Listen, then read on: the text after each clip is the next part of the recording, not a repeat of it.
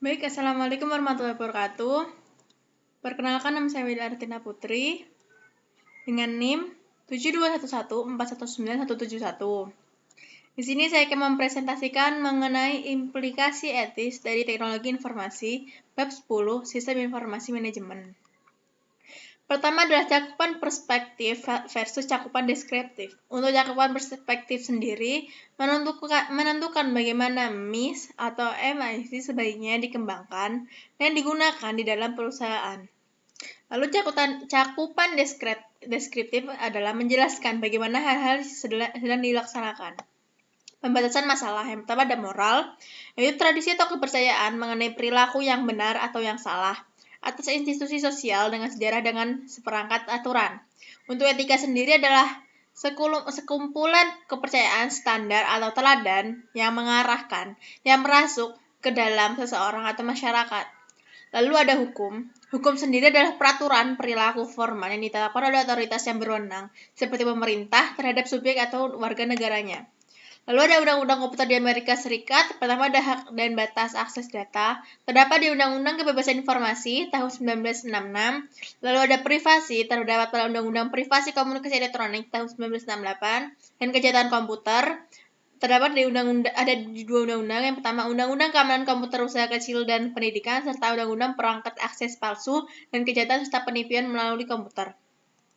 Selanjutnya adalah Undang-Undang Komputer di Indonesia. Yang pertama ada Undang-Undang Informasi dan Transaksi Elektronik atau UU ITE, yaitu Undang-Undang Nomor 11 Tahun 2008 adalah undang-undang yang mengatur tentang informasi serta transaksi elektronik atau teknologi informasi secara umum.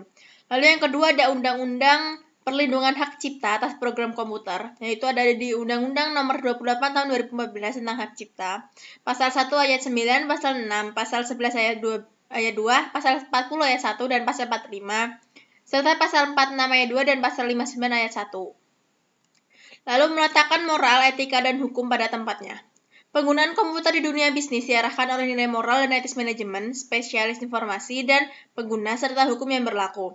Hukum adalah yang termudah untuk diinterpretasikan karena bersifat tertulis.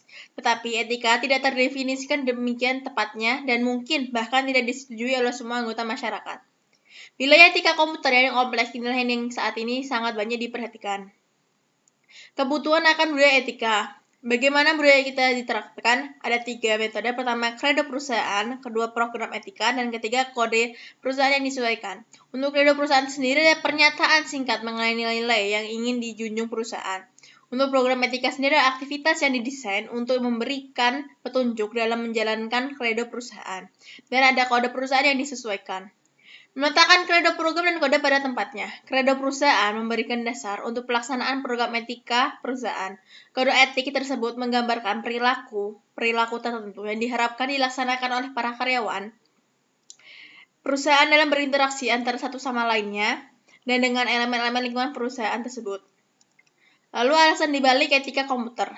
Terdapat alasan penting etika komputer. Yang pertama adalah kelenturan secara logis, lalu faktor transformasi, faktor ketidaktampakan. Untuk faktor ketidaktampakan terdapat 4 nilai.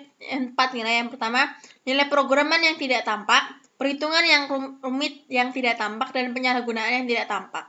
Lalu ada alasan di balik etika lainnya. Yang pertama ada hak sosial dan komputer, ada hak privasi, hak untuk mendapatkan keakuratan, serta hak kepemilikan dan hak mendapatkan akses.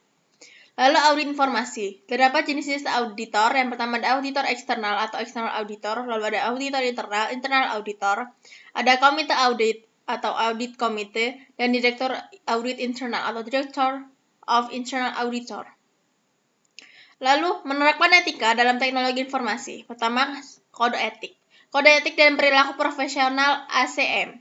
Yang pertama, keharusan moral umum, lalu ada tanggung jawab profesional yang lebih spesifik, keharusan kepemimpinan organisasi, dan kepatuhan terhadap kode. Lalu kode etik dalam praktik profesional rekayasa peranti lunak terdiri atas ekspektasi di 8 hal penting. Yang pertama, masyarakat, klien dan atasan, produk, penilai, manajemen, profesi, kolega, dan diri sendiri. Lalu pendidikan etika komputer. Program edukasi formal dalam etika komputer tersedia dari berbagai sumber. Pertama ada mata kuliah di perguruan tinggi, lalu ada program profesional dan program edukasi swasta.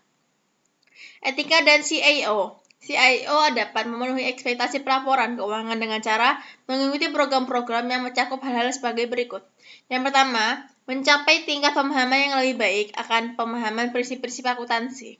Lalu mempelajari sistem informasi yang menyelesaikan laporan keuangan dan mengambil tindakan perbaikan.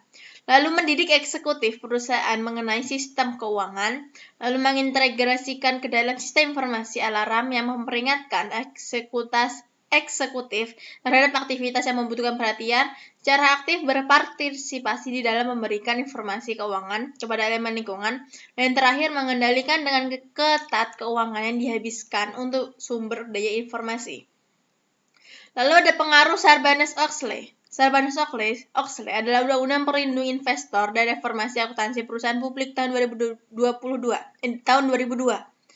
SOX atau tujuan Sarbanes-Oxley terdiri atas 10 pasal utama.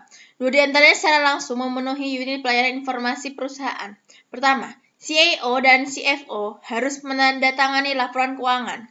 Perusahaan-perusahaan di Amerika Serikat diisyaratkan untuk memiliki unit audit internal. SOX 404 membahas penilaian manajemen mengenai pengendalian keuangan. SOX 409 membahas mengenai pengungkapan secara real-time. SOX dan COBIT memberikan standar keamanan pelaporan keuangan secara global. Meletakkan Sarbanes-Oxley pada tempatnya. Sarbanes-Oxley merupakan salah satu argumen yang baik untuk pendekatan bagaimana SIM harus dipraktikkan.